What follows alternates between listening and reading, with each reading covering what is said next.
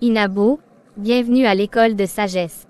Je suis Mathie, l'une des présentatrices à la chaîne YouTube École de sagesse et j'anime l'émission Demande d'asile pour mineurs en Allemagne. Le thème de ce jour porte sur les différentes étapes de travail au foyer Mina. Notre invitée Lola est ici pour nous instruire à ce sujet. Écoutons-la. Salut, aujourd'hui, je vais vous parler des différentes phases de travail au foyer Mina. On travaillait au foyer Mina avec des interprètes. Il y avait aussi des assistantes sociales qui, grâce à leurs compétences linguistiques, pouvaient communiquer avec les filles. Il y avait en tout 4 phases de travail. La première phase était la phase de screening. Cette phase de travail avec les jeunes filles était le suivant. La phase de screening, la phase de clearing, la phase d'aide à l'éducation, la phase d'aide pour majeurs, le déménagement. La phase de screening était difficile, car les services de la jeunesse avaient des exigences précises. Ces exigences devaient être respectées rapidement, dans des délais très courts d'1 mois maximum. Une liste de contrôle avait été établie par les services de la jeunesse. Cette liste devait être remplie dès que les objectifs étaient atteints. Cette liste devait ensuite être faxée le plus vite possible à la responsable du service de la jeunesse. Les premiers examens médicaux, par exemple, devaient être effectués le plus vite possible. Le foyer Mina avait travaillé en étroite collaboration avec un médecin généraliste, spécialiste en médecine tropicale. Lors de la première visite médicale, les examens suivants avaient été effectués. Dépistage de la tuberculose, analyse d'urine, administration de vaccins, examination du cœur, la prise de poids, etc. Les filles de moins de 16 ans ou les filles enceintes devaient passer le test de dépistage de la tuberculose par analyse sanguine. La deuxième phase était la phase de clearing. Cette phase avait duré entre 3 à 4 mois. Avant 2015, les différentes phases de travail à Mina se présentaient de la manière suivante. La phase de clearing, la phase d'aide à l'éducation, la phase d'aide pour majeurs, le départ. Les jeunes filles résidant au foyer Mina étaient réparties entre les différentes assistantes sociales. L'assistante sociale responsable de la jeune fille établissait une liste d'objectifs à atteindre dans le cadre de la coordination des affaires qui concernaient la jeune fille. Quelques jours après l'accueil de la jeune fille, l'assistante sociale qui était responsable d'elle lui donnait un rendez-vous d'entretien. La jeune fille était interrogée en détail sur sa vie dans son pays d'origine, sur son parcours d'exil et sur les raisons de sa fuite. À l'aide de ces informations, l'assistante sociale responsable de la jeune fille rédigeait un rapport dans les 3 premiers mois. Le rapport était envoyé à la responsable du service de la jeunesse et à la tutrice de la jeune fille. Le contenu du rapport était le suivant.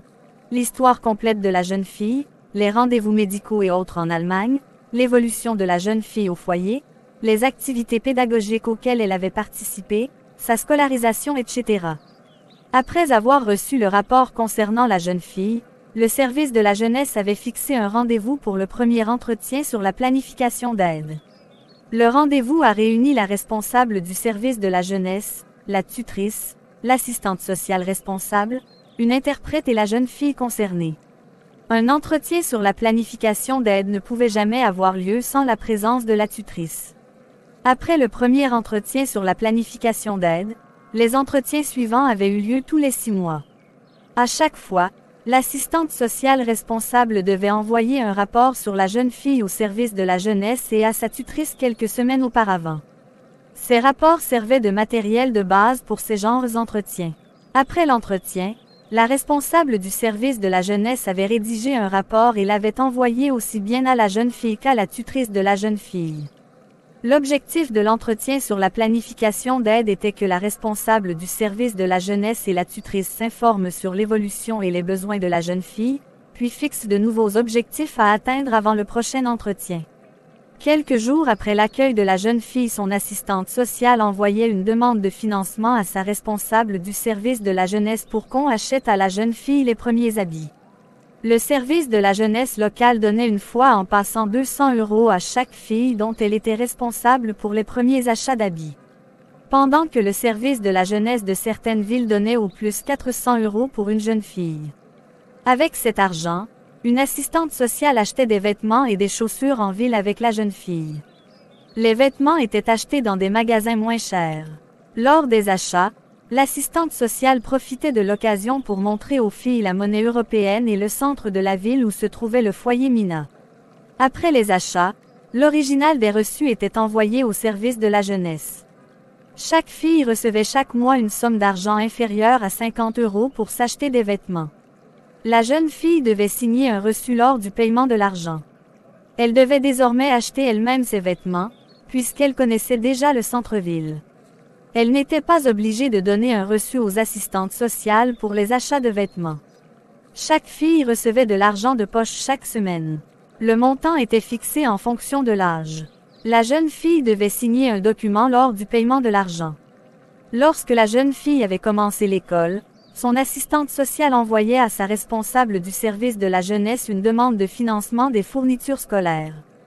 Chaque service de la jeunesse avait accordé des montants différents pour l'achat des fournitures scolaires. Avec cet argent, une assistante sociale et la jeune fille concernée avaient acheté des fournitures scolaires dans les magasins, puis l'original des reçus était envoyé au service de la jeunesse. La troisième phase était la phase d'aide à l'éducation. C'était la phase qui suivait la phase de clearing. Lors de cette phase commençaient les différentes phases d'intégration de la jeune fille. Elle était intensement suivie au foyer Mina. La quatrième phase était la phase d'aide pour majeurs.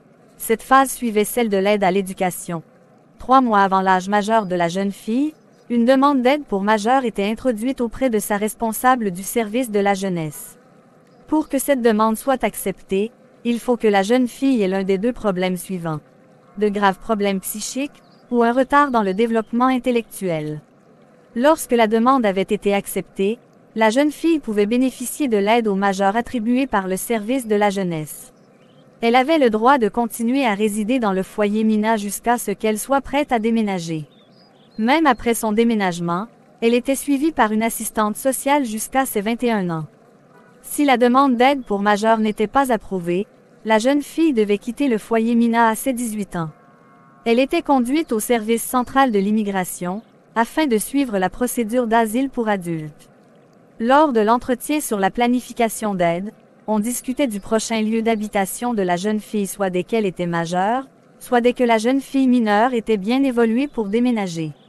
La tutrice, la jeune fille, son assistante sociale et sa responsable au service de la jeunesse devaient tous ensemble être d'accord sur le départ éventuel de la jeune fille. Dans ce cas, la jeune fille allait dans un foyer où elle apprenait à devenir autonome. Ensemble avec la jeune fille, l'assistante sociale cherchait son prochain logis. La responsable du service de la jeunesse et la tutrice étaient informées sur le prochain logis de la jeune fille et sur le jour de son déménagement. La 5e phase était la phase du déménagement. Avant le déménagement, l'assistante sociale responsable préparait un classeur pour la jeune fille.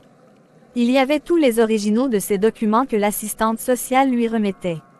Avant le jour du déménagement, la jeune fille devait faire sa valise, elle devait remettre les objets empruntés au foyer Mina et ranger sa chambre. Un cadeau d'adieu était acheté pour la jeune fille et une fête d'adieu était aussi organisée en son honneur. Au jour du déménagement, l'assistante sociale responsable conduisait la fille à son nouveau domicile. En ce jour, la première assistante sociale de la jeune fille faisait la passation de service avec la nouvelle assistante sociale de la jeune fille. La première assistante sociale de la jeune fille avait informé par écrit la responsable du service de la jeunesse et la tutrice du départ de la jeune fille et leur avait également envoyé une confirmation de fin de prise en charge. Ainsi, j'en ai fini pour aujourd'hui. Merci pour votre attention. ACP, nous remercions Lola pour le temps qu'elle nous a accordé pour nous donner des informations sur les différentes étapes de travail au foyer Mina. Avant la fin de l'émission, je vais dédier ce poème au peuple noir et lui présenter une photo d'un repas pour lui souhaiter une bonne semaine.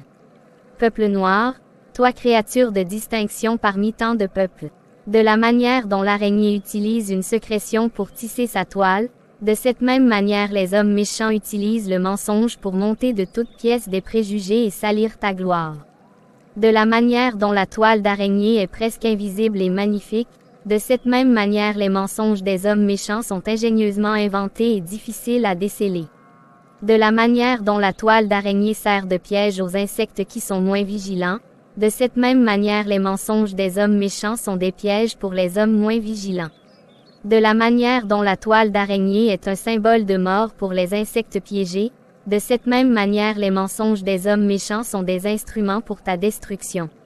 Le nord, le sud, l'est, l'ouest et le centre sont tous des tisserands de mensonges.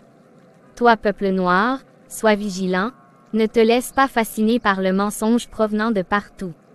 Ton salut est auprès de la vérité, de la justice et de ton Dieu. Que ta semaine soit bénie.